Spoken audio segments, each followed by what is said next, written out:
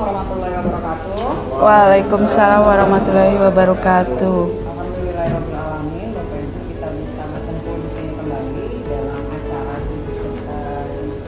diseminasi yang akan dilakukan oleh Ibu Ani Andriani terkait dengan pemahaman dan penerapan pengalaman budaya positif.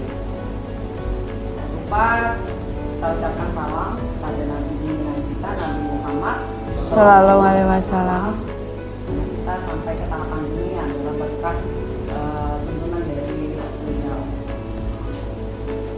Yang terhormat Ibu Ulan dari selaku wakaf kurikulum yang mewakili Bapak Haji Suwarno dan Ibu Bapak sekalian. Baiklah, kita akan membuka acara diseminasi ini dengan ucapan Bismillah. Bismillahirrahmanirrahim. Semoga lancar sampai tahapan akhir. Amin. Untuk tahapan pertama, saya persilahkan kepada Ibu Wulandari untuk memberikan patah dua patah terkait dengan acara ini. Silakan Ibu. Terima kasih Mem Umi waktu yang diberikan kepada saya. Assalamualaikum warahmatullahi wabarakatuh. Waalaikumsalam warahmatullahi wabarakatuh. Alhamdulillah wa syukurillah Bapak Ibu, kita senantiasa memanjatkan rasa syukur kehadirat Allah Subhanahu wa taala dengan segala nikmat yang telah diberikan kepada kita hingga saat ini. Kemudian salam salam kita lupa kita sembahkan kepada baginda Nabi Muhammad sallallahu alaihi wasallam. Semoga kita menjadi hamba yang mendapat beliau dari kami ya rabbal alamin. Terima kasih kepada Miss Ani dan Bim Umi yang telah mengundang kami pada kesempatan hari ini. Ya, kesempatan yang baik karena memang judulnya juga berbagi praktik baik, sehingga harapannya juga akan baik. Ya, jadi pada kesempatan ini kegiatannya adalah pengimbasan Bapak Ibu. Jadi pengimbasan dari calon guru penggerak kepada warga sekolah yang ditentukan. Kemudian nanti harapannya adalah kita semua bisa bersama-sama menerapkan apa yang sudah diimbaskan ini, minimal untuk diri sendiri ya, pribadi, juga untuk dijalankan atau dilakukan kepada anak-anak didik kita semua ya. Jadi sebuah kegiatan yang baik, mudah-mudahan nanti Bapak Ibu akan mendapatkan juga manfaat yang baik ya dari pemaparan yang akan disampaikan oleh Miss Ani nanti ya. Mohon maaf Pak Adi tidak bisa bersama kita pada hari ini karena sedang ada kegiatan di luar, sehingga beliau menyampaikan pesan kepada saya untuk disampaikan kepada Bapak Ibu semua, tetap semangat untuk anak-anak Indonesia ya, anak-anak didik kita semua. Kalau tidak mulai dari kita sendiri ya, kita berharap dari siapa ya. Jadi mudah-mudahan yang kita simak nanti memberikan manfaat dan menjadikan kita menjadi guru yang hebat. Amin. Untuk menjadikan anak-anak yang hebat juga. Saya kira itu pengantar dari saya. Terima kasih, selamat mengikuti kegiatan ini dengan semangat. Wassalamualaikum warahmatullahi wabarakatuh. Waalaikumsalam warahmatullahi wabarakatuh. Terima kasih untuk bulan. Kita masuk ke inti dari kegiatan ini, yaitu diseminasi yang akan disampaikan oleh Bapak. Tapi sebelumnya Bapak Ibu, apakah kondisinya masih oke nih karena mendekati masa-masa yang sangat kritis yaitu siang hari? Jadi agak loyo-loyo, ini sepertinya juga semuanya bermuka suram. Semangat ya Bapak Ibu ya. Semangat kita bikin kegiatan dulu biasa. Iya. Oke. Ice breaking. Ya, semangat Bapak Ibu. Semangat. Ya, kalau masih semangat kita akan lanjutkan langsung ke sesi acara inti kepada Bu Ani, disilakan. Terima kasih banyak Bu Umi dan teman-teman yang sudah bersedia hadir di sesi diseminasi budaya positif. Sebelumnya seperti tadi yang sudah Mem Umi tanyakan, masih semangat untuk sesi saya ini? Oke, terima kasih banyak Ibu Bapak yang sudah hadir. Jadi saya berdiri di sini bukan berarti saya pintar, saya hebat dan saya menguasai. Tidak. Jadi di sesi ini kita berbagi untuk hal-hal positif, pengalaman-pengalaman yang Ibu Bapak sudah alami ketika menghadapi siswa, ketika menangani siswa atau peserta didik. Ya, jadi di sini mari kita lihat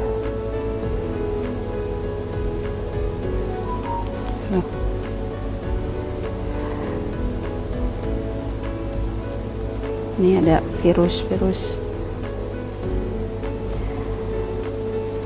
Oke, di slide bisa kita saksikan bersama-sama ya. Jadi ada 3 pertanyaan pemantik. Jadi posisi kita itu sebagai seorang guru ya, apakah selama ini yang kita lakukan sudah sesuai atau belum?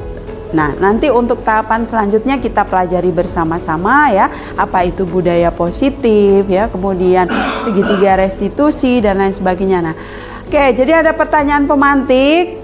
Ibu dan Bapak guru hebat hanya menjawab setuju atau tidak setuju ya. Oke, dari pertanyaan yang pertama, hukuman dapat mendisiplinkan murid. Menurut Bapak dan Ibu bagaimana?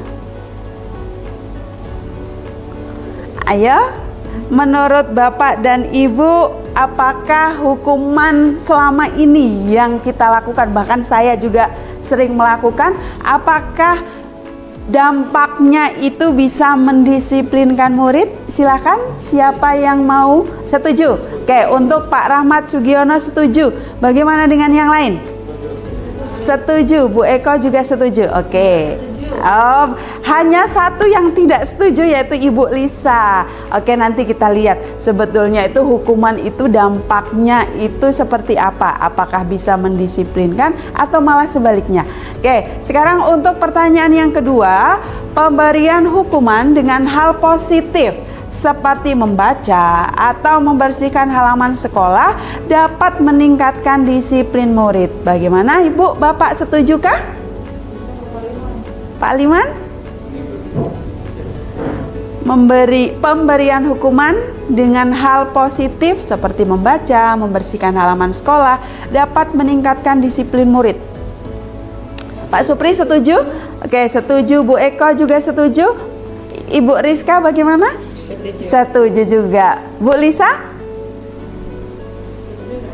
Setuju nggak ya? Kayaknya agak bimbang nih. Kalau itu setuju untuk fisik. Enggak. Oke, Pak Reza setuju. Pak Rahmat, Pak Hendra setuju. Ibu Lisa bagaimana Ibu? Ini saya menunggu jawaban dari Ibu Lisa.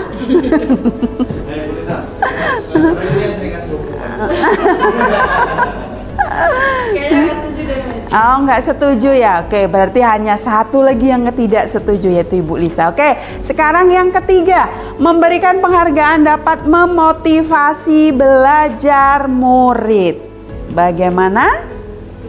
Setuju. Oke. Masih nggak setuju juga Bu Lisa. Pak Supri setuju, Pak Rahmat juga setuju, Mbak Rizka juga setuju. Pak Aliman ini masih menopang dagu. Kayaknya agak berat ini bebannya. Gimana Pak Al?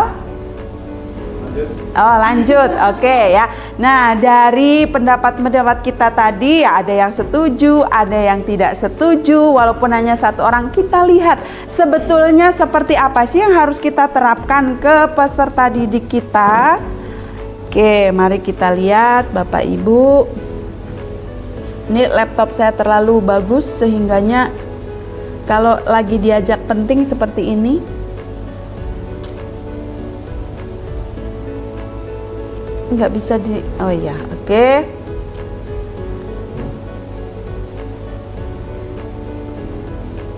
Oke ya. Nah, jadi tadi yang kita bahas adalah tentang disiplin ya. Nah, disiplin di sini itu bukan kita sendiri yang membuat loh, ada teorinya ya. Jadi kita melakukan itu berdasarkan teori para ahli di sini oleh Dr. William Glasser ya. Jadi seperti tampilan yang ada di slide di sini ya, bisa terlihat dari belakang Bapak, Ibu, bisa ya. Oke. Jadi di sini menyatakan bahwa Anda tidak bisa mengontrol orang lain ya, hanya Anda yang bisa mengontrol diri sendiri. Setuju dengan teori tersebut? Iya.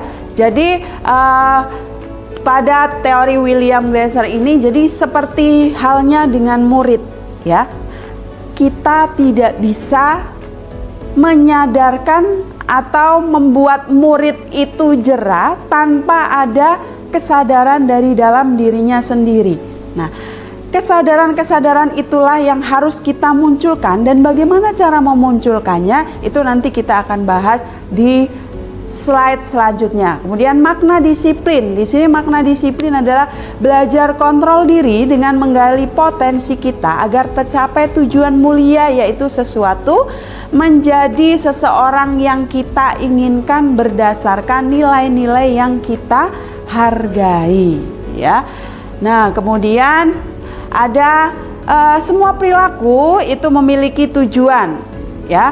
Jadi berdasarkan teori motivasi itu ada untuk menghindari hukuman. Jadi orang melakukan sesuatu itu untuk menghindari hukuman ya. Kemudian yang kedua untuk mendapatkan imbalan. Kemudian yang ketiga untuk menghargai diri sendiri. Nah, kita sebagai seorang pendidik termasuk di dalam kategori yang mana? Apakah untuk menghindari hukuman, misalkan kita selalu datang tepat waktu ya. Kemudian selalu mengajar di kelas. Kemudian selalu memberikan contoh yang baik kepada peserta didik kita. Itu termasuk dalam Bapak Ibu ini menempatkan diri Bapak Ibu ini ke dalam kategori yang mana? Yang pertama, kedua, atau ketiga? Pak Supri yang kedua. Alasannya apa Pak Supri? Untuk mendapatkan imbalan. Ketika kita Ya. mengajar pada murid, dan murid itu belajar dengan betul-betul dia hanya ingin mendapatkan imbalan seperti nilai. Oke. Itu untuk memotivasi. Untuk memotivasi murid. Oke, bagus sekali. Terima kasih Pak Supri untuk jawabannya. Kalau Pak Aliman sendiri?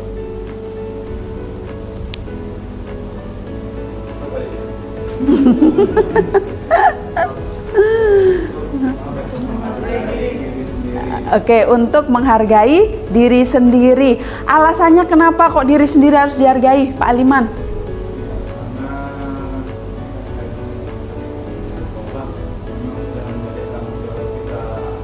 Iya.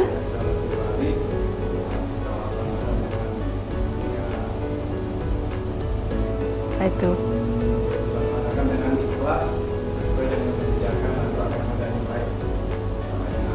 Oke. Cukup Pak Aliman? Ya.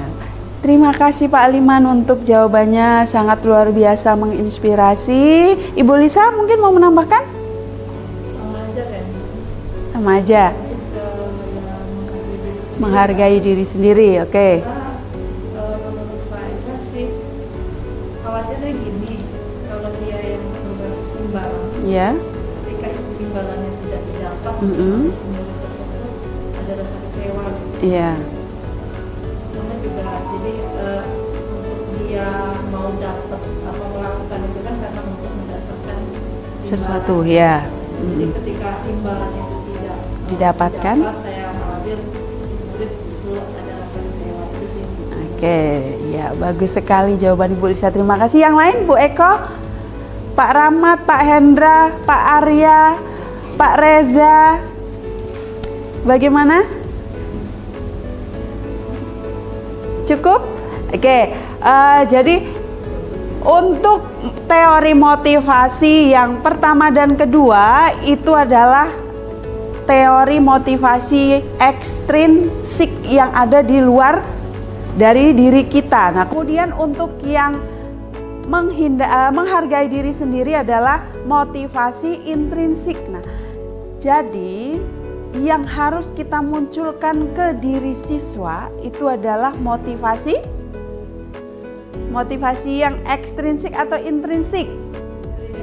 Iya, intrinsik atau motivasi dari dalam diri, karena sudah disebutkan di awal bahwa kita tidak akan bisa sadar tanpa ada kesadaran yang timbul dari dalam diri kita sendiri. Nah, begitu juga dengan murid. Nah, kalau kita biasa memberikan reward, misalkan siapa yang bisa jawab pertanyaan ini akan saya kasih hadiah. Nah, ketika kita tidak menyampaikan siapa yang bisa jawab akan mendapatkan hadiah, maka Bapak Ibu bisa bandingkan lebih termotivasi mana anak-anak ini. Apakah dengan reward tadi yang kita tawarkan atau dengan yang tidak mendapatkan apa-apa atau tidak ada rewardnya? Pernahkah Ibu, Bapak semua di sini melakukan hal tersebut? Pernah. Terus ketika tidak diberikan reward, apakah pernah juga melakukan? Pernah.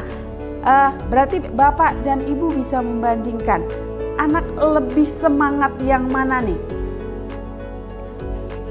Yang diberi reward. Berarti anak tersebut motivasinya adalah motivasi ekstrinsik, sehingga mereka itu kesadaran yang ada di dalam dirinya sebetulnya belum muncul. Dia melakukan sesuatu karena saya akan mendapatkan imbalan, saya akan mendapatkan reward, tetapi bukan atas dasar kesadaran diri. Iya. Oke. Bisa dilanjutkan Bapak Ibu? Iya. Oke, terima kasih. Nah, kemudian untuk selanjutnya yaitu 5 posisi kontrol ya. Jadi kita sebagai seorang guru ya, itu ada 5 posisi kontrol. Nah, nanti kita itu ada di posisi yang mana? Seringnya kita itu berada di posisi yang mana? Apakah sebagai penghukum? Ataukah sebagai pembuat rasa bersalah? Ataukah sebagai teman, pemantau, atau manajer? Ya. Nah, ini sebetulnya kelima-limanya saya yakin Bapak Ibu guru semua pernah melakukan satu di antaranya ya, atau bahkan semua, tetapi kita belum paham, oh ini ternyata posisi saya sebagai apa ya, atau sebagai manajer kah, atau penghukum kah, dan lain sebagainya. Nah, kemudian kita harus menyadari ya bahwa kita dan siswa atau peserta didik itu memiliki 5 kebutuhan dasar ya. Jadi yang pertama adalah bertahan hidup, kemudian penguasaan, kemudian kasih sayang dan rasa diterima, kemudian kesenangan dan kebebasan. Nah, itu. Kemudian sebentar.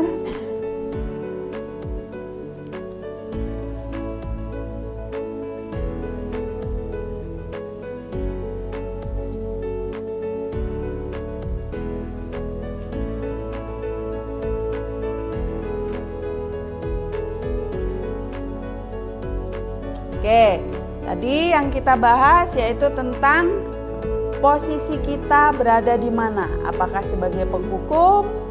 Nah, di sini ada tindakan guru yang termasuk dalam kategori menghukum.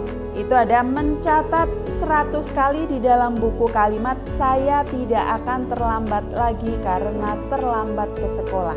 Oke. Terus dari semua kalimat tadi itu mana yang paling sering Bapak Ibu lakukan?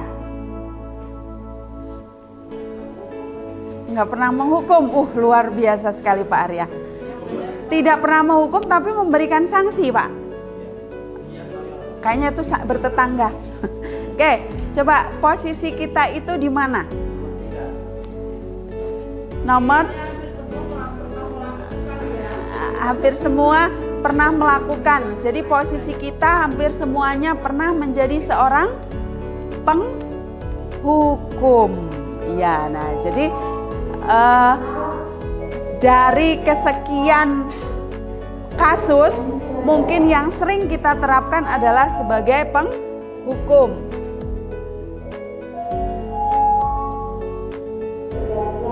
Nah, jadi kalau hukuman itu ya berbeda dengan konsekuensi. Jadi misalkan nih kalau hukuman sesuatu yang menyakitkan harus terjadi. Nah, berarti dihukum itu rasanya apa Bapak Ibu? Iya, menyakitkan. Berarti selama ini yang kita lakukan adalah salah karena sudah membuat murid merasa tersakiti ya. Nah, oke. Terus konsekuensinya itu pasti ada sesuatu yang harus terjadi. Nah, di sini membuat anak sakit fisik maupun hati untuk jangka waktu yang lama. Konsekuensinya apa? Jadi membuat anak merasa tidak nyaman dalam jangka waktu pendek. Nah, sering kita lakukan ya. Jadi misalkan anak terlambat, itu masih ada hukuman. Iya, entah itu baris di lapangan dalam jangka waktu yang lama ya. Nah, kemudian Anda membenci ketidakdisiplinan. Jadi anak menghargai disiplin. Kita harus memberikan contoh terlebih dahulu kepada anak-anak tersebut. Kemudian mendorong anak menyakiti diri sendiri, itu hukumannya. Jadi mendorong anak agar mudah menyesuaikan diri, konsekuensinya. Kemudian konsep diri yang buruk menjadi konsep diri yang baik. Kemudian hukuman anak belajar untuk menyembunyikan kesalahan, konsekuensinya anak belajar untuk mematuhi peraturan. Nah, marah, rasa bersalah, dipermalukan, merasa tidak dihargai, yaitu kehilangan hak, dibuat tidak nyaman, diasingkan untuk sementara. Nah, oke. Jadi dari hal-hal tersebut kita harus membuat yang namanya restitusi. Restitusi itu apa? Yaitu kita melakukan suatu pendekatan. Pendekatan apa? Yaitu pendekatan untuk memulihkan perilaku siswa atau murid. Ya, perilaku siswa mungkin yang tadinya sering terlambat, tidak ikut apel pagi, ya, itu yang sering terjadi di sekolah kita. Kasus di sekolah kita itu sering terlambat, ya, tidak ikut apel pagi, nah atau membolos, ya, itu sudah sesuatu yang ya sampai detik ini masih terus.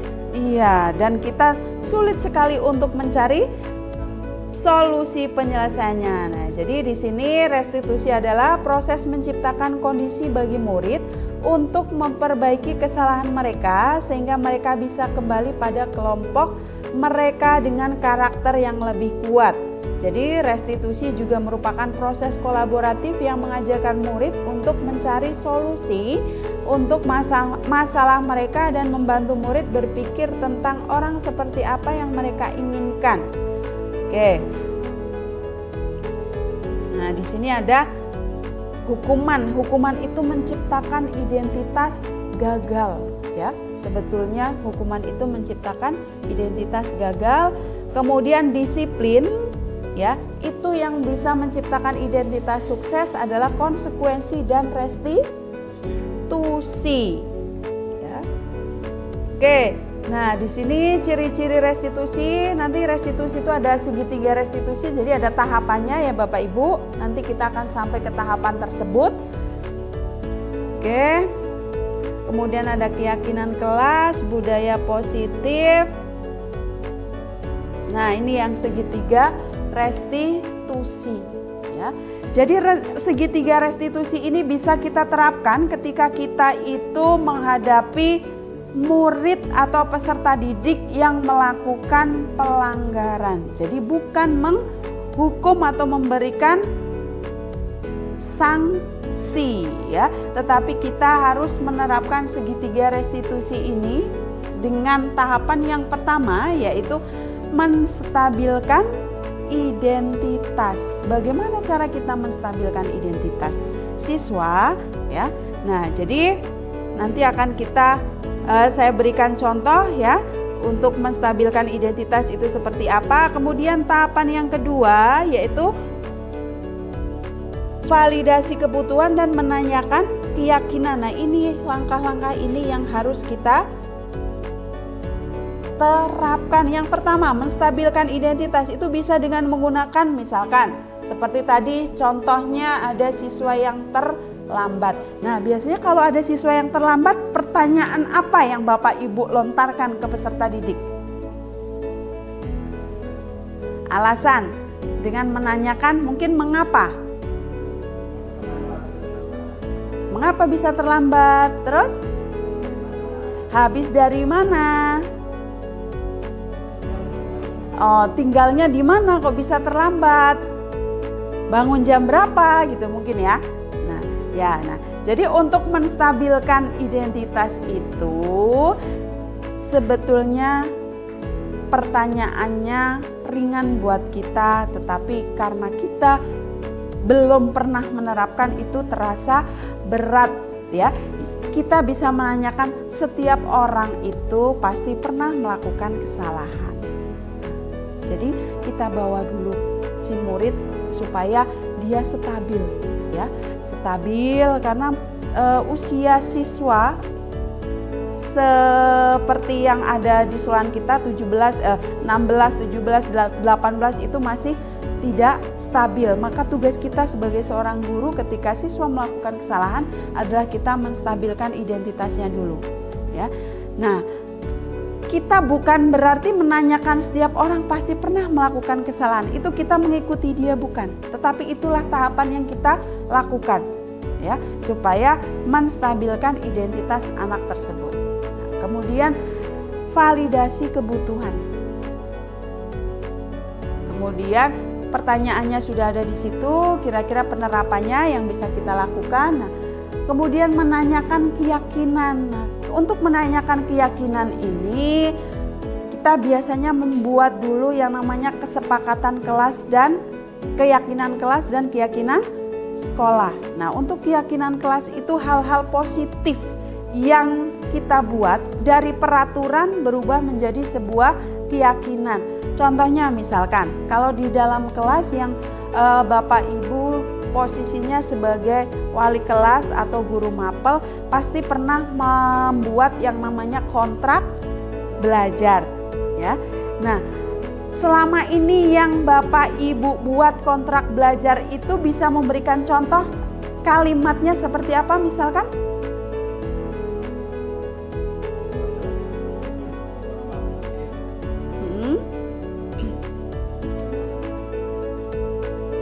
Push up. Kembali ke hukuman lagi. Oke. Yang biasa dilakukan sebelumnya ya. Terus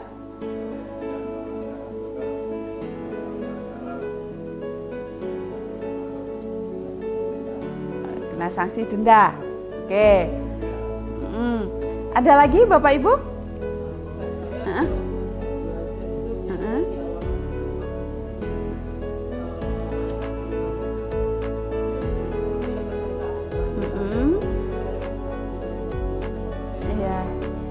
Kesepakatan. Oke.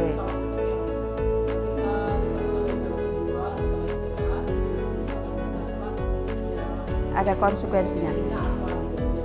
Oke. Ada lagi? Bu Eko? Ya.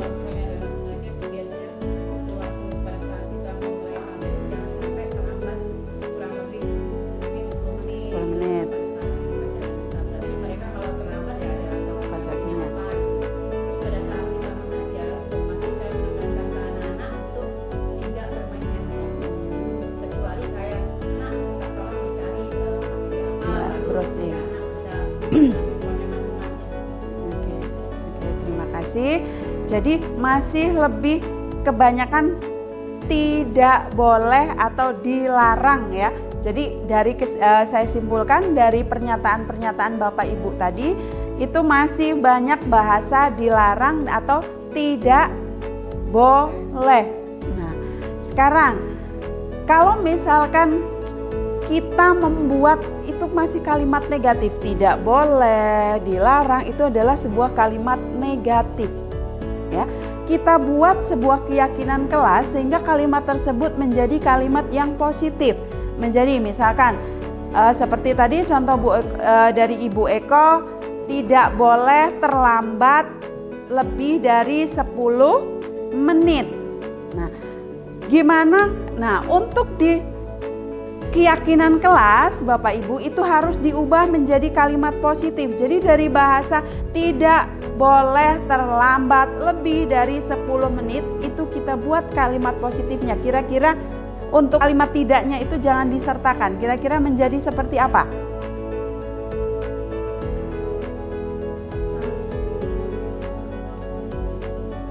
Oke, terima kasih Bu Eko. Berarti harus tadi masukan dari Bu Wulan datang 10 menit sebelum waktu apel atau waktu KBM. Oke, terima kasih, bagus sekali. Jadi untuk kalimat positifnya kita buat tidak boleh ada kata jangan, tidak, harus ya, tapi menjadi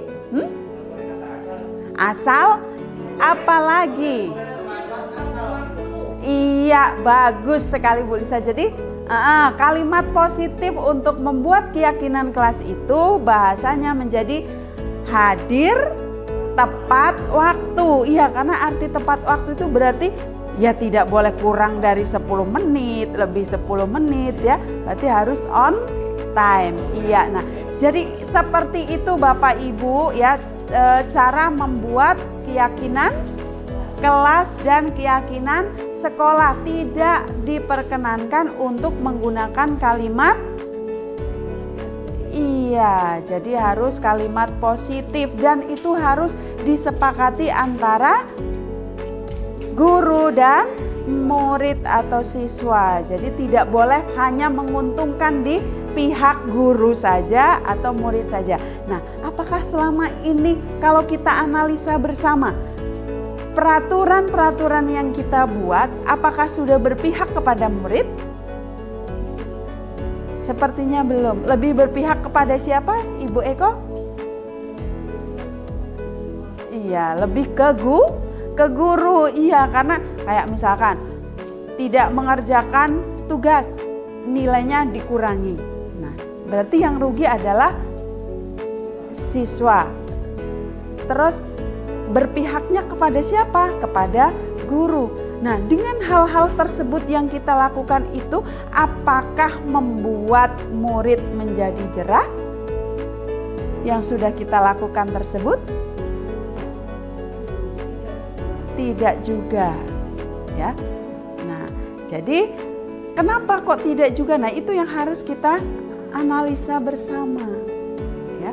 Karena ternyata murid kita itu tidak bisa bukan tidak bisa diatur, tidak bisa dengan menggunakan bahasa yang yang maknanya itu seperti mengancam, ya. Ya kan, ancaman nanti nilai saya dikurangi kalau saya terlambat pelajarannya Bu Eko, nanti saya dikasih hukuman sama Pak Aliman misalkan. Nah, jadi mereka berarti kembali lagi lebih ke motivasi eksternal. Iya, karena mereka takutnya hanya untuk menghindari hukuman. Nah, berarti kita belum bisa memunculkan motivasi intrinsik dari anak didik kita. Yang kita munculkan selama ini hanya motivasi ekstrinsiknya. Iya. Oke. Oke, selanjutnya. Nih, tadi cara untuk menstabilkan identitas siswa. Jadi kita bisa mengatakan berbuat salah itu hal yang manusiawi. Tidak ada manusia yang sempurna. Bapak Ibu juga pernah berbuat salah. Kita pasti bisa menyelesaikan permasalahan ini. Kemudian Bapak Ibu tidak tertarik untuk mencari tahu siapa yang benar, siapa yang salah. Bapak atau Ibu lebih tertarik untuk menyelesaikan masalah. Nah, kalau kamu menyalahkan dirimu sendiri terus-menerus, apakah kamu bersikap baik pada dirimu sendiri? Nah, ini langkah restitusi yang bisa kita terapkan. Caranya yang pertama yaitu menstabilkan identitas.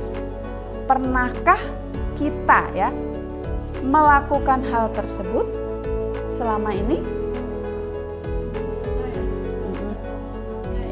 Iya, betul sekali. Jadi pernah, tetapi ini apa namanya? Jadi ya hanya going with the flow ya. Jadi mengalir begitu saja. Nah, jadi sekarang kita sudah paham sedikit. Jadi untuk langkah yang harus kita terapkan dalam menangani siswa adalah kita terapkan segitiga restitusi. Langkah yang pertama yaitu dengan cara menstabilkan identitas. Nah, cara-cara menstabilkan identitas contohnya adalah seperti ini. Ya, oke. Saya pernah menerapkan ke peserta didik saya di jurusan DKV. Jadi dia terlambat, ya. Nah, ini namanya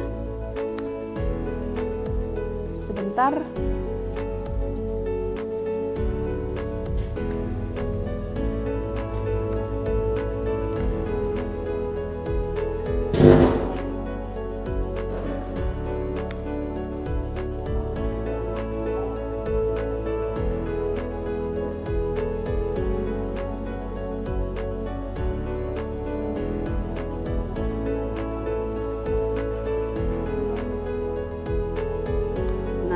Jadi ini restitusi yang pernah saya terapkan ketika menangani murid yang terlambat. Bahkan murid tersebut karena terlambat ya otomatis tidak mengikuti apel pagi. Jadi yang saya lakukan yang pertama yaitu menstabilkan identitasnya yaitu dengan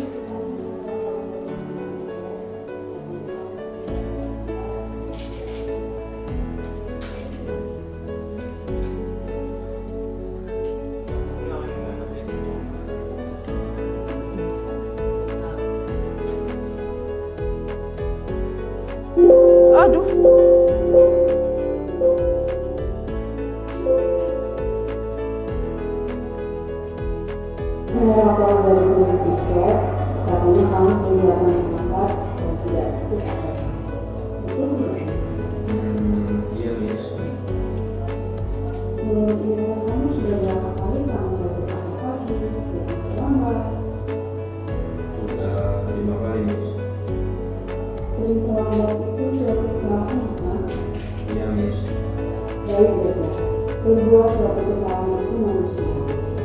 Setiap orang pasti pernah berbuat kesalahan. Yang penting adalah kita bisa belajar dari kesalahan itu, kemudian kita berusaha untuk memperbaiki. Setuju? Setuju, Miss. Sekarang kita cari solusinya bersama ya. Iya, Miss. Nah, Gaza sering datang terlambat, pasti punya alasan. Alasannya apa sih kenapa Gaza sering datang terlambat? Karena saya sering begadang, Miss, sambil main HP jadi kurang tidur. Kamu tahu ya?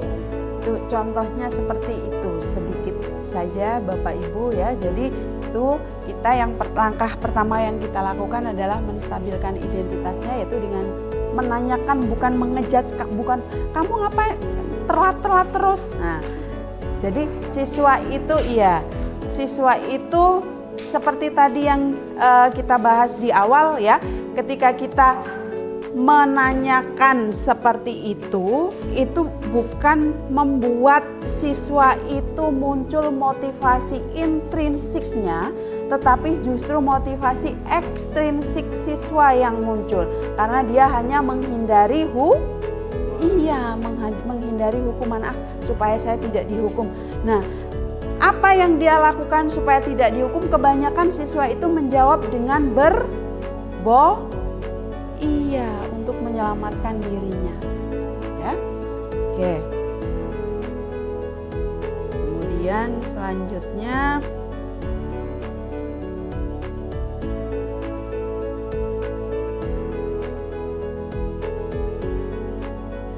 yaitu dengan validasi kebutuhan. Nah, tadi di situ sedikit sudah di tayangan video sudah saya tampilkan juga. Jadi bisa kita menyampaikan kepada siswa dengan bahasa, kamu bisa saja akan melakukan hal yang lebih buruk, tapi kamu tidak melakukannya kan? Nah, maksudnya apa? Misalkan tadi seperti yang Gaza lakukan, dia selalu datang terlambat. Mungkin misalkan dia lebih ekstrim lagi, malah dia nggak akan sampai ke sekolahan, ya kan? Justru itu kan berarti dampaknya lebih buruk lagi. Nah, itu dia masih terlambat. Tapi bukan berarti kita mendukung dia datang terlambat. Ya, tetap itu adalah sebuah kesalahan. Jadi tugas kita adalah untuk menyadarkannya, memunculkan motivasi intrinsiknya. Kemudian kamu pasti punya alasan mengapa melakukannya.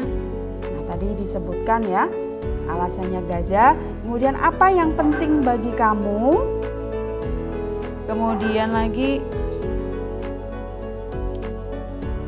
kamu boleh tetap berusaha menjaga sikap itu, tapi tambahkan sikap yang lain yang baru. Artinya sikap lain yang baru itu adalah sikap yang memunculkan sikap yang positif. Kemudian, maukah kamu belajar cara lain untuk mendapatkan yang kamu butuhkan tanpa harus, misalkan dia berantem ya, memukul atau marah, emosi. Mungkin dia sudah tidak bisa kontrol diri sehingganya dia entah itu memukul meja ya, atau memukul biasanya kalau anak-anak kalau memukul itu sebagai bentuk ekspresi rasa emosi dan marahnya. Kemudian, apakah kamu bisa melakukan dengan lebih baik besok lagi? Jadi itu validasi kebutuhan yang bisa kita terapkan.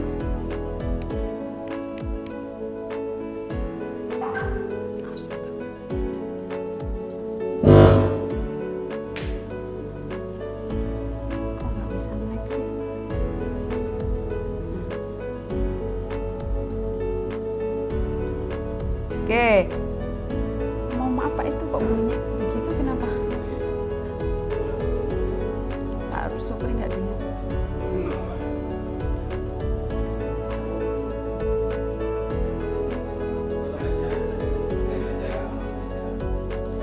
Oke, kemudian yang selanjutnya adalah menanyakan keyakinan. Jadi untuk menanyakan keyakinan kita bisa gunakan bahasa apa nilai yang kita percaya di kelas atau di sekolah kita. Nah, tadi kita sudah membuat keyakinan kelas dari kalimat positif kita ubah kalimat negatif kita ubah menjadi kalimat positif. Seperti tidak boleh datang terlambat itu menjadi datang tepat waktu. Ya. Kemudian misalkan kalau di kelas kan kita meletakkan temannya meletakkan pena, beda menit aja sudah hilang. Nah, mungkin tidak boleh mengambil barang milik orang lain. Nah, itu masih kalimat positif ya, belum bisa dibuat sebagai keyakinan kelas. Maka kita harus mengubahnya menjadi kalimat yang positif, menjadi seperti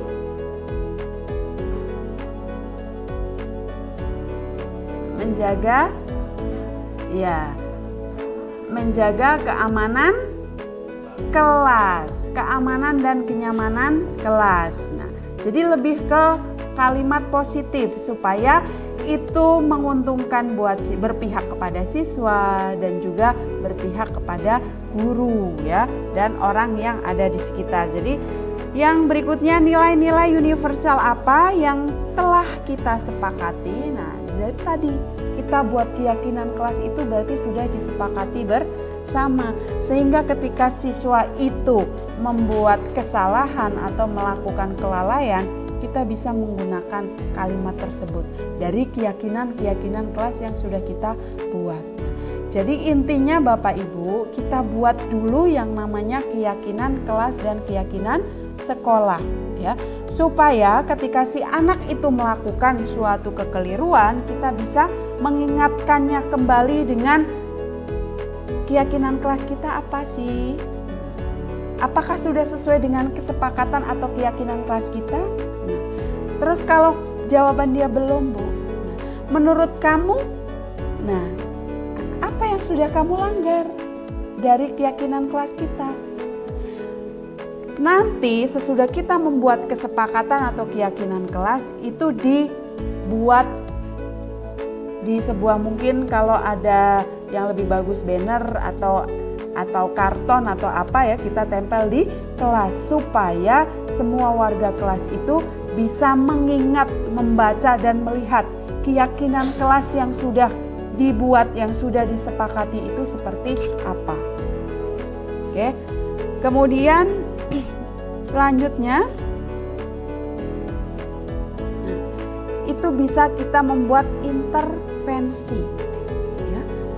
Tidak usah lama-lama, sekitar 30 detik saja, itu dengan kalimat, apakah kamu ingin berbuat lebih baik? Tapi tahapan tadi sudah kita lakukan ya Bapak Ibu. Dari pertama apa tadi?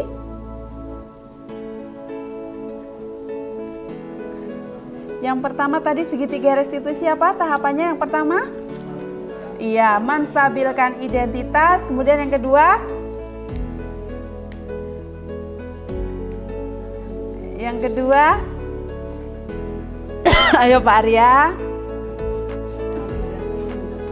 Validasi tindakan yang salah. Kemudian yang ketiga? Menanyakan keyakinan. Iya, jadi setelah ketiga tahapan itu kita lakukan, maka kita intervensi selama, tidak usah banyak-banyak, tidak usah lama-lama, 30 detik dengan menanyakan hal-hal ini kepada siswa kita, ya. Nah, dari sekian banyak langkah yang kita terapkan, ada 3 ya. Selama ini sebetulnya sudah banyak yang kita terapkan, tetapi kita tidak tahu bahwa itu termasuk ke dalam penerapan segitiga restitusi, ya. Tapi masih juga banyak yang melakukan, memposisikan diri kita sebagai penghukum. Ya, jadi mudah-mudahan nanti setelah kita bersama-sama melakukan belajar bersama-sama di sini, mindset kita jadi berubah, jadi kita tidak lagi menjadi seorang penghukum. Ya. Oke, sebentar Bapak Ibu. Ya, ini virusnya terlalu banyak. Nah, jadi posisi kontrol. Jadi posisi kontrol kita, ya, sebagai seorang guru itu jangan hanya sebagai penghukum, jangan juga menjadi pembuat merasa bersalah, hanya sebagai pembuat merasa bersalah atau sebagai teman, ya, karena nanti semua itu akan ada dampak atau akibatnya. Kemudian pemantau dan sebagai manajer. Oke, tadi keyakinan kelas sudah, tahapannya sudah. Nah, saya punya video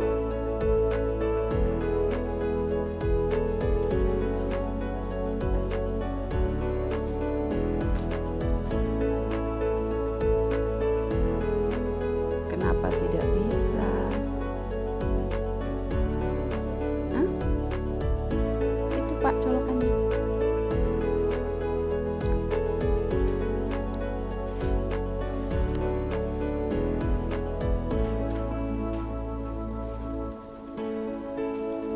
Nggak ada suaranya Pak.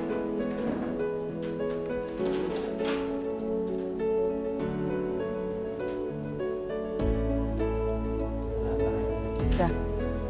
Oke. Nah, ini di sini posisi guru sebagai penghukum. Coba apakah kita pernah melakukan ini? Kita lihat.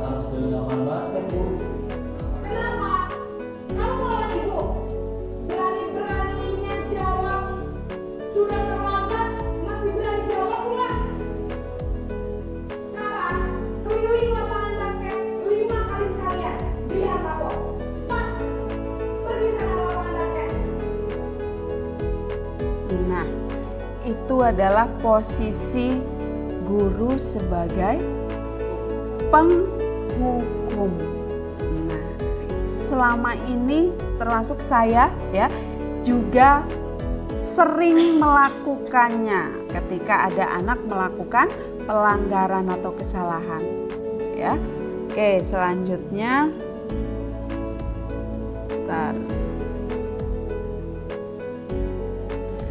Oke, yang selanjutnya adalah posisi guru ya. Jadi menjadi pembuat merasa bersalah.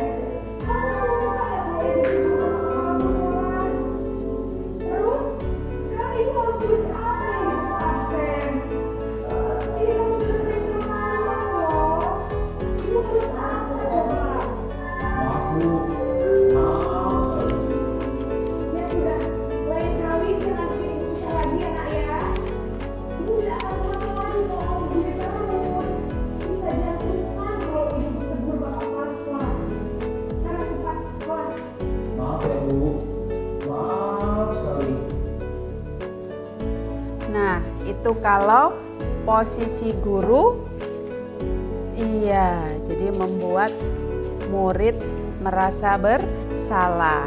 Oke.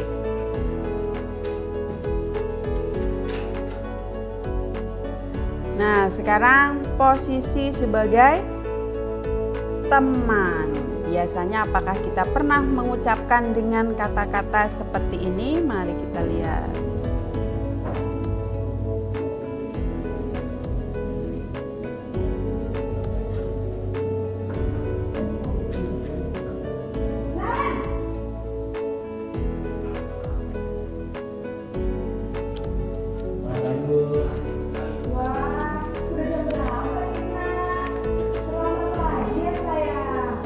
Iya Bu, habis tunggu saya rumah bangunan saya Bu.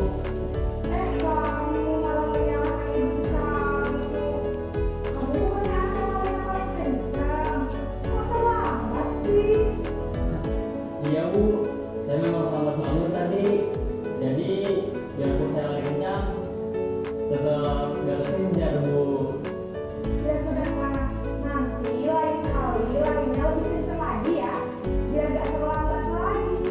Bikin seneng ibu demi ibu. Bisa kan? Bisa Bu.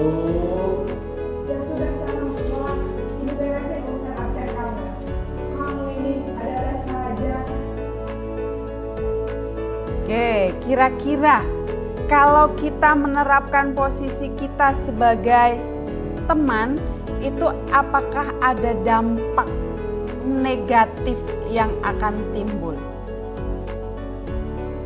Seperti tadi yang dilakukan oleh ibu yang menangani Naren terlambat. Jadi absen kamu biar ibu yang urus. Kira-kira akan ada efeknya tidak? Apa kira-kira? Iya, menyepelekan. Jadi kita sebagai guru akan disepelekan siswa, ya. Apalagi? Iya, jadi mungkin siswa akan merasa ada yang membackup atau melindungi, sehingga hal tersebut apabila kita terapkan itu tidak akan membuat atau memunculkan motivasi intrinsik atau kesadaran pada diri siswa. Iya. Oke, sebentar Bapak Ibu ya, saya ganti dulu tadi yang sudah di drive.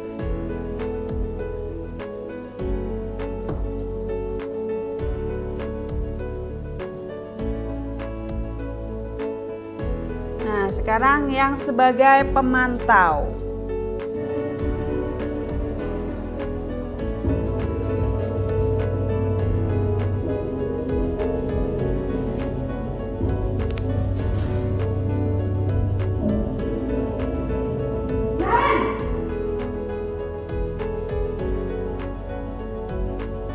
Selamat pagi, Bu. Naren, apa peraturan sekolah kita tentang jam berapa kita harus masuk sekolah, Nak? Kita harus di sekolah jam 7, Bu. Iya betul, sekarang sudah jam 7.20. Naren sudah tahu konsekuensinya jika terlambat hadir. Paham, Bu. Saya harus tinggal kelas pas jam istirahat selama 20 menit. Iya benar, konsekuensinya demikian. Jadi nanti jam 9.30 pas istirahat, kamu harus tinggal di kelas, kerjakan tugas tambahan untuk ketertinggalan kamu, ya? Baik, Bu. Nah, itu adalah posisi kita sebagai pemantau atau kita sebagai monitor. Nah, pernahkah kita melakukannya? Pernah, bahkan? Iya, sering. Jadi ketika kita melihat atau menemukan siswa yang kebanyakan terlambat, itu hal tersebut yang kita lakukan. Oke. Sekarang posisi sebagai manajer.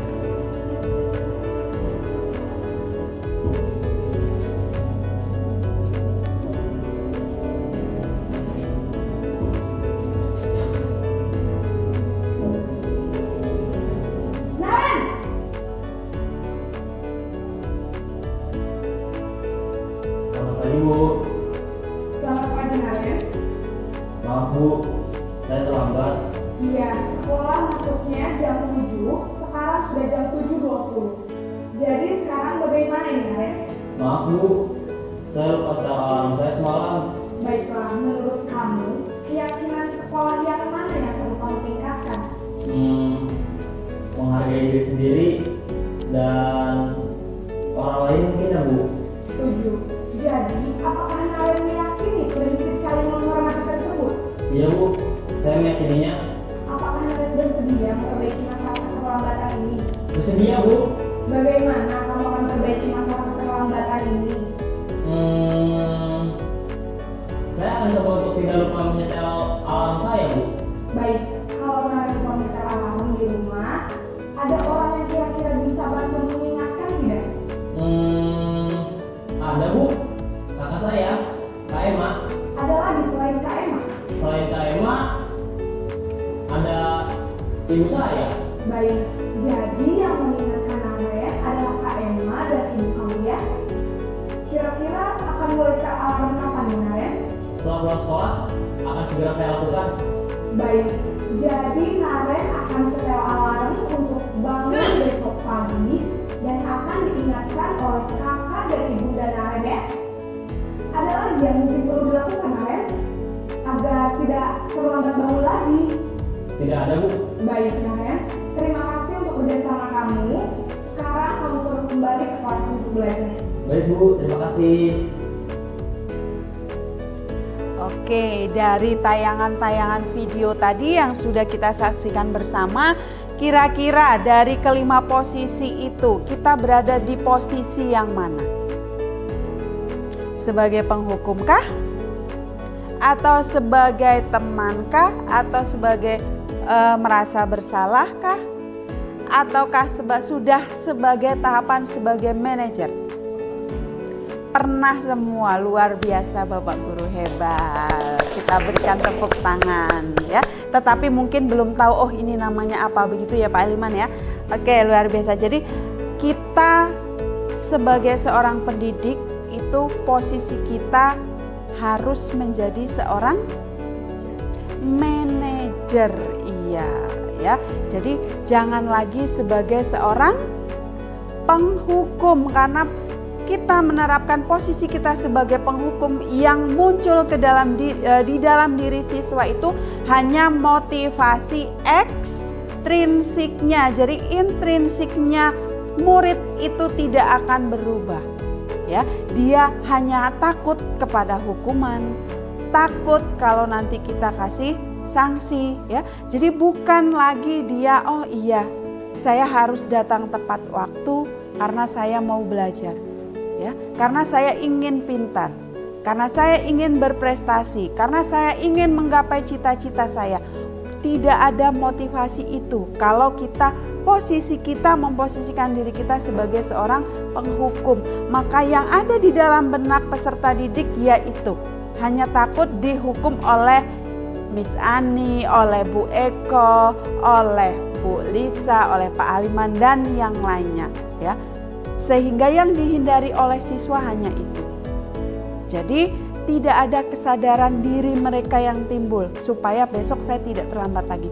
Ketika kita orang-orang tadi itu si penghukum tidak ada, maka murid tersebut akan bebas berlenggang. Karena ketakutan dia untuk dihukum tadi, motivasi ekstrinsiknya itu tidak ada lagi. Karena orang tersebut tidak ada. Tetapi kalau kita sebagai guru itu berhasil menumbuhkan motivasi intrinsik yang ada di dalam diri siswa, maka walaupun kita sudah tidak ada di sini, kita mungkin tidak memantau mereka, maka mereka tidak butuh lagi untuk, nak kamu besok begini, nak kamu jangan begitu. Tidak ada lagi bahasa seperti itu. Yang ada mereka melakukannya dengan rasa ikhlas dan kesadaran diri. Ya Bapak Ibu ya semuanya, itu tugas kita semua, PR kita semua. Mudah-mudahan dengan kolaborasi yang kita lakukan semuanya bisa terwujud. Iya. Amin. Oke, kemudian selanjutnya yaitu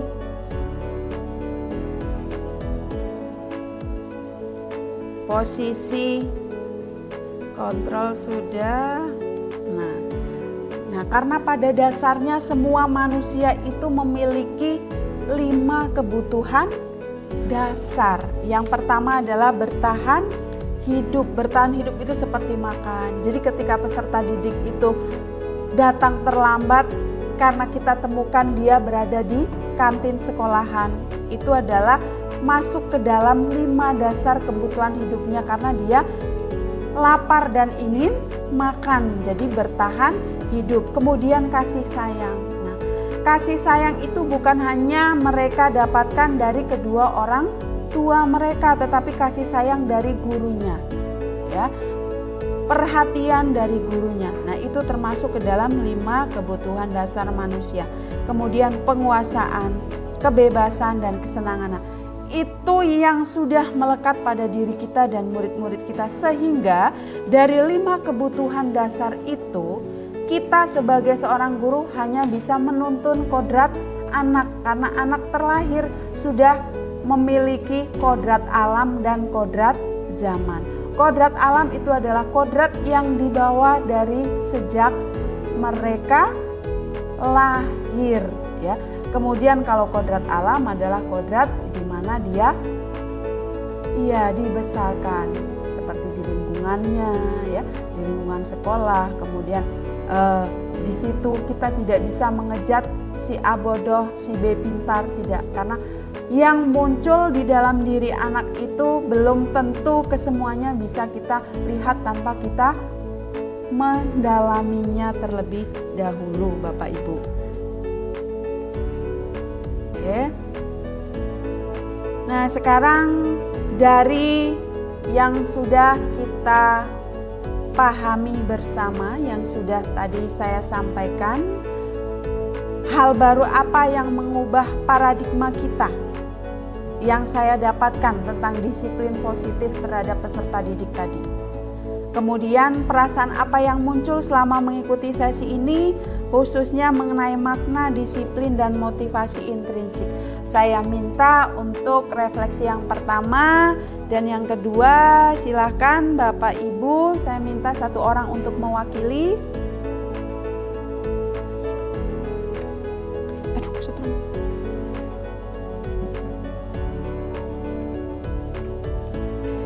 Oke, jadi hal baru apa yang mengubah paradigma saya?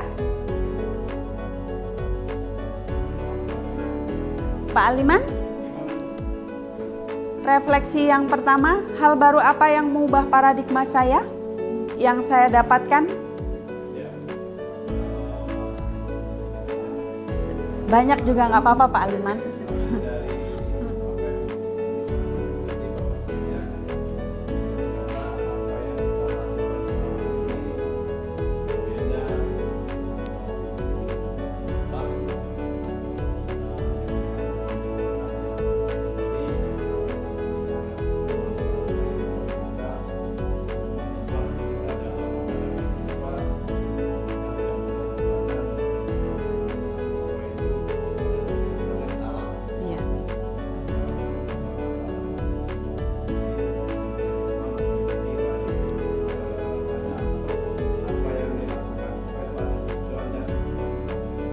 Motivasi. Ya.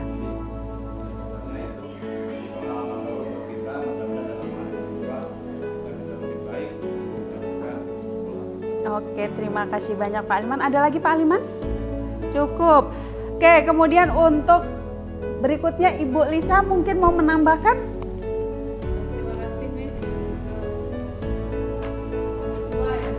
Ya, silakan Bu Lisa. Baik, Assalamualaikum warahmatullahi wabarakatuh. Waalaikumsalam warahmatullahi wabarakatuh. Terima kasih Miss Ani atas kesempatannya. Di refleksi yang kedua ini tentang perasaan, tentu rasa yang dominan adalah bahagia ya Miss, senang ya. Senang karena saya mendapat ilmu baru melalui dari pemaparan yang sudah Miss Ani sampaikan mengenai dari makna disiplin dan motivasi intrinsik ini. Gimana yang selama ini mungkin lebih lebih saya lakukan lah ya Miss ya di lapangan, intinya istilahnya lah bahasanya. Saya secara pribadi mungkin lebih dominan menekankan itu kepada motivasi, ternyata motivasi ekstrinsik ya gitu ya, sehingga ini ternyata berbeda gitu kan, ternyata berbeda dan dampaknya pun ternyata juga berbeda gitu. Tentu ini menjadi pengalaman yang baru buat saya, bagaimana saya mengubah gitu kan, mengubah kebiasaan atau pembiasaan yang selama ini dilakukan untuk saya secara pribadi pun di lapangan seperti apa, bagaimana memunculkanlah kebiasaan anak ini dan atau mengubahlah dari motivasi ekstrinsik itu menjadi motivasi yang intrinsik, sehingga anak lebih paham berbasis atas dasar dirinya sendiri, bukan faktor dari lingkungan, bukan faktor dari keadaan, bukan karena lagi takut dihukum gitu kan Miss ya, atau biar dapat hadiah seperti itu kan. Mungkin kalau dia sudah mengubah itu jadi motivasi intrinsik, mungkin akan lebih lebih panjang lah ya hal-hal yang dilakukannya gitu kan, tidak hanya sementara ya. Itu sih artinya Miss, saya secara pribadi sih menjadi PR ya Miss buat saya untuk diterapkan selanjutnya lah. Dan tentu ini senang lah Miss gitu dapat apa ya wawasan ini dari pemaparan Miss Ani. Itu saja Miss. Terima kasih. Wassalamualaikum warahmatullahi wabarakatuh. Waalaikumsalam warahmatullahi wabarakatuh. Terima kasih banyak Ibu Lisa atas refleksinya hari ini. Bapak Ibu guru hebat, demikian tadi yang saya sampaikan. Sekiranya masih ada yang perlu kita diskusikan atau ada masukan atau seperti apa, silahkan teman-teman. Bu Ulan mungkin akan menambahkan.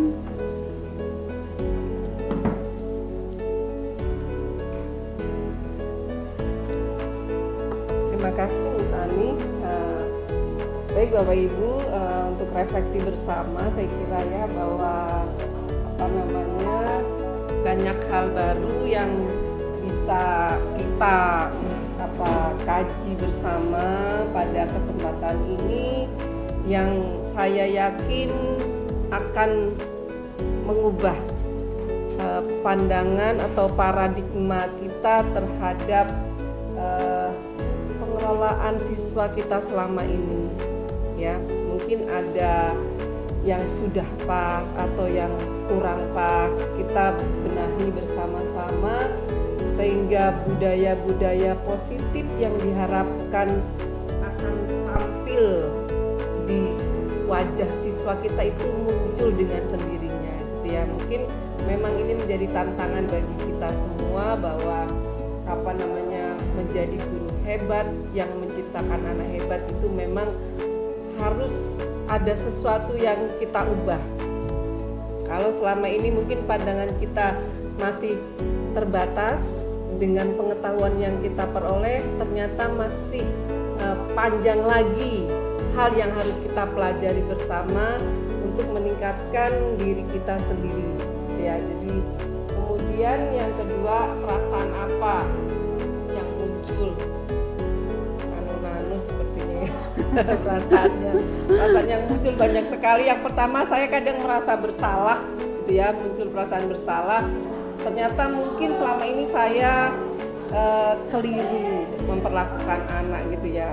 Ada yang kadang saya anggap itu hal yang benar, ternyata belum pas gitu kan. Ya saya sendiri itu, saya nggak ini orang lain, saya sendiri ya. Ternyata tidak pas gitu. Cuma kadang-kadang saya merasa ya ya itulah yang paling baik yang saya lakukan gitu kan. Tapi ternyata masih belum sesuai gitu kan ya. Kemudian yang kedua ya, kita akhirnya perasaan saya yang kedua yaitu saya ingin lebih meningkatkan diri, lebih memotivasi diri saya untuk belajar tentang bagaimana sih sebenarnya perkembangan fase perkembangan perilaku kejiwaan anak-anak kita itu ternyata sedikit rumit ya bagi saya, karena anak-anak kita yang berbeda dari usia, dari latar belakang sosial, kemudian dari adat budayanya gitu kan, dan itu tantangannya luar biasa kalau menurut saya.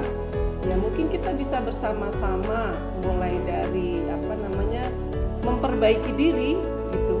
Kalau sekarang ini kita belajar bagaimana memperbaiki siswa, ternyata kita juga harus memperbaiki diri. Kita tidak harus malu ya. Tidak harus malu karena ternyata yang kita lakukan belum pas, gitu, belum sesuai gitu ya. Jadi kita sama-sama, dan saya kira tadi kalau saya cermati itu justru kita yang pertama adalah kesepakatan bersamanya itu yang perlu kita gali lebih dulu. Kemudian setelah itu keyakinan seperti apa yang harus dibuat bersama-sama siswa, sehingga siswa tahu bahwa itulah yang menjadi arah sasaran bagaimana kita bersama-sama berubah menjadi lebih baik. Jadi saya kira itu Miss yang yang perlu saya sampaikan. Oke, kita maju bersama. Terima kasih. Assalamualaikum warahmatullahi wabarakatuh. Waalaikumsalam warahmatullahi wabarakatuh. Terima kasih banyak Bu Wulan. Kita berikan tepuk tangan yang meriah. Ya. Jadi demikian tadi Bapak Ibu diseminasi yang saya sampaikan. Semoga bermanfaat untuk kita semua, bisa untuk perbaikan kita semua, dan harapan saya ke depannya untuk hal ini kita bisa saling berkolaborasi supaya kita satu pemikiran dan satu pemahaman untuk perbaikan sekolahan kita ke depannya. Amin. Terima kasih Bapak Ibu atas kehadirannya, sudah merepotkan, sudah meluangkan waktu. Saya akhiri, wabillahi taufiq wal hidayah. Wassalamualaikum warahmatullahi wabarakatuh.